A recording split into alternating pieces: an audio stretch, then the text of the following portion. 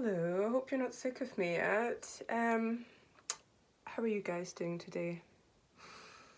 Well, it's a hell of a time, isn't it? So, I hope you've got your cup of tea. Today's cup's brought to you from my lovely friend Sarah, who gave this to me. Sarah's got a big heart and an even bigger laugh. So thank you, Sarah. My friends all know that I love a cup of tea, and you've probably realised that too. It means more than just tea. Tea reminds me of my Nana, and my Nana is the person that taught me one of the most important things, unconditional love. So it brings me back to my Nana, I think. I think that's what tea does to me. It makes me feel comforted, and we all need a bit of that, don't we? So, anyway, so excuse the dark circles. I've still got a bit of a migraine going on, and yeah, and I also, I don't know if you can see, I bashed my face, not yesterday but the day before. I went for my daily walk, and I'm a bit like Billy Connelly when he walks past the tea cosy and he can't help but put on his head. I can't go past a play park if there's no one in it and have a wee play. So I went on the death slide. But if you're a bit younger than me, I think nowadays the youths call it something to do with a fox anyway. But a flying fox, that's it. We call them death slides when we were younger. So I had a little play in the death slide, bashed my face, tried not to cry just in case anyone saw me, and I may be on social media somewhere looking like an absolute twat, but never mind. There's always an inner child there, and we all have one. We just learn to suppress it. So some of my yoga students who came with me to Valencia will remember that on our last night we all ended up in a play park playing, and it's very good fun to play as an adult. Anyway, and it took my mind off my headache.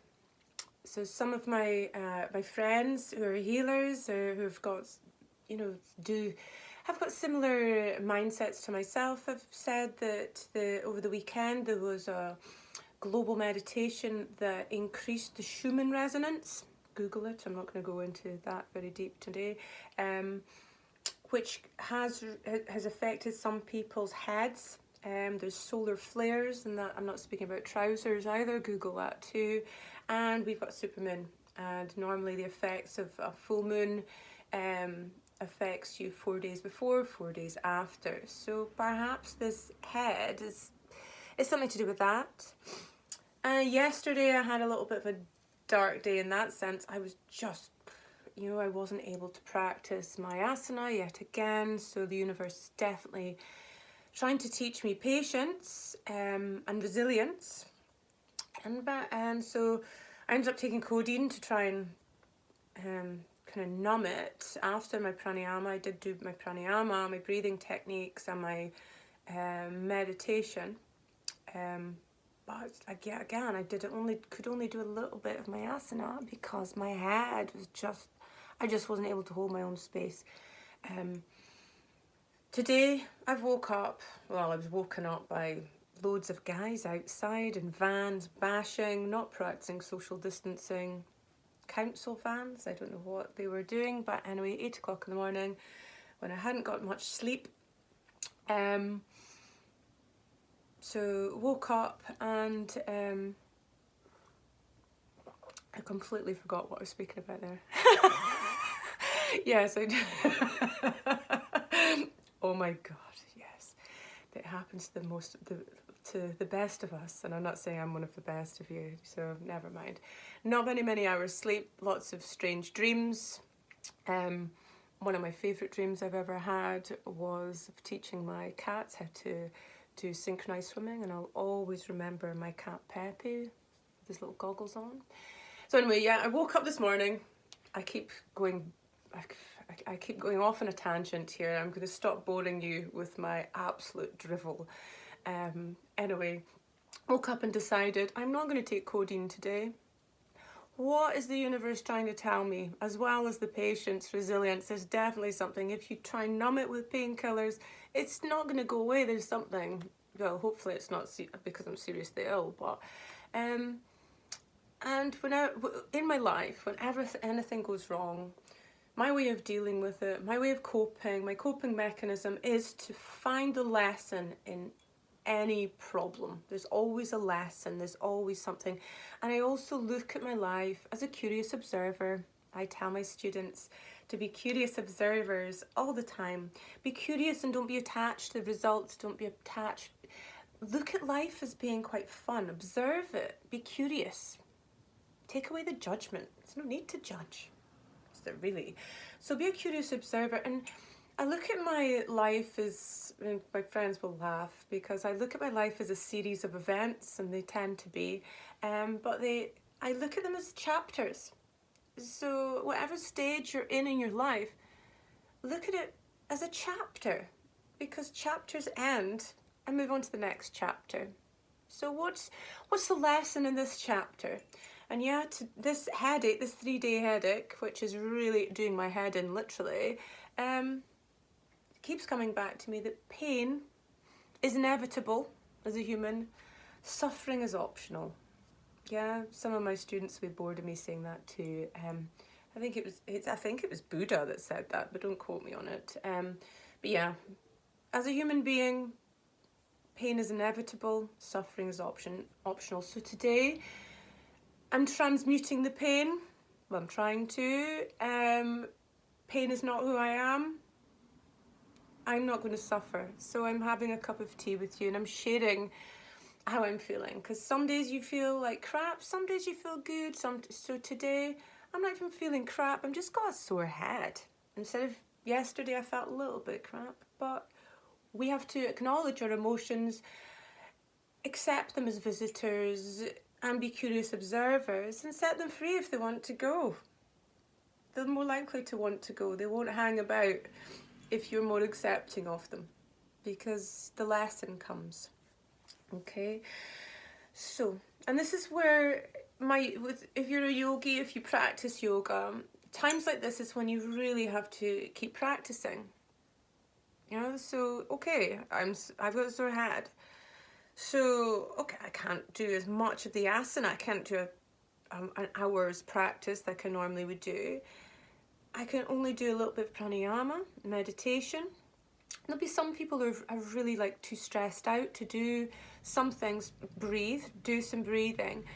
But if you're in a lot of pain, or if there's things that are really affecting you, you can still practice Yoga Nidra, because all Yoga Nidra requires of you is to stay awake. So you can find Yoga Nidra practices on the internet. There's a good app called Insight Timer. Yoga Nidra is amazing. It's healing, so, and it's still a practice. So there's no excuse.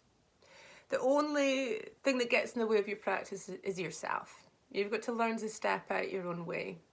Okay, and even then, you know, there'll be days where for me, doing my practice is like brushing my teeth. If I don't practice, it just doesn't feel right at all. It's like self-harm to not do some of my practices, because I'm not connecting to myself. So as you go along the path, it's more difficult to articulate what yoga is. So when you first step on the mat, you find your yoga. It's easy to say, yeah, yoga helps me sleep. Yoga's good for my digestion. Look, it's less. I've lost weight. I've become more healthy. I've got a clearer head. That's all the great attributes that yoga gives you, but yoga's more than that. You know, it's really personal to me. It's one of my greatest allies, greatest friends. It's never going to let me down, and it gives me faith and joy that can never be taken away from me. So it's almost like the deeper you go down the rabbit hole, the more tricky it is to explain what yoga is to you. So I teach all my trainees, my yoga trainees, to learn to teach from their own authentic selves and to share their yoga. What is yoga to you? You know? So yoga, there's so much to it, but I'm just going to share a little bit. Why do we practice it? What is it all about? You You know, it's not just about getting flexible. It's very handy. But it's a process. It's a process to help to separate us from our acquired nature and connect to our innate nature. So required nature is what we've learned, our social conditioning, all this stuff that we pick up and we don't realise that's not who we are. Our innate nature is really who we really, really are. So scientifically, so don't quote me on this either, but our senses only perceive about 8% of reality through our 5 senses. That we can, it's absolutely crazy. But don't quote me on the 8%. It's just very much that most of reality we're not aware of, because it's only our senses that can pick it up. Plus, you know, our conditioning, our acquired nature. So the instrument of trying to gain this acquired nature or innate nature is the mind. So the way we perceive the mind, the characteristics of our nature is through the mind. You know, the characteristics of the acquired mind is things like fear, sadness, grief. And the characteristics of our innate nature is joy, connectedness. And the mind has 8 attributes, apparently. So it has 4 innate attributes and 4 acquired attributes.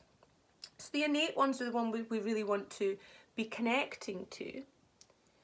So the first one is Dharma, which is virtue, our morals. Jnana, insight or intellect. Viagra, and that's not the little blue pill, it's to do with sexual activity. It's non-attachment, one of the kleshas. And Ayashriya, I don't know if I've said that right, but it's omnipresence. It's knowing to do the best thing. Now, the acquired attributes are actually the opposite of the other 4. So adharma, the opposite of virtue. Adhyana, opposite of insight. Aviagra, the opposite of non-attachment. And then double A, Aishirshia, so omnipresence, so not doing the right thing, basically. So they're basically the imperfect versions of the innate natures or attributes of our mind. So what we need to be working with is trying to be aware of this, become more aligned with the innate attributes. So yoga in itself is practicing self-awareness and awareness of others, the universe. I practice Ayurveda as well, which is a balancing the body and the mind. And then with Tantra, so we're kind of discussing the kind of the tantric way here. It's about becoming strong and empowered, powerful. At this day and age, we need to find our strength. We really do. So in doing that, in practicing Tantra, we need to do 3 things. We need to heal. We need to heal our bodies, our mind, our breath. We need to heal deeper than that. We need to become empowered. We need to be able to live in a world that's lacking in tolerance. So find our power and feel empowered. Just be real, be true. And we need to find clarity. So find that, clear your mind. Well, not clear your mind, find that clarity of thought, which is yoga. Okay? So start to see the world differently. Heal, become healed, empowered, and clear. See where you're at. But I'm away to go and sort my head out, I think. Okay? I'll see you for my next installment of A Cup of Tea with Louisa. Bye.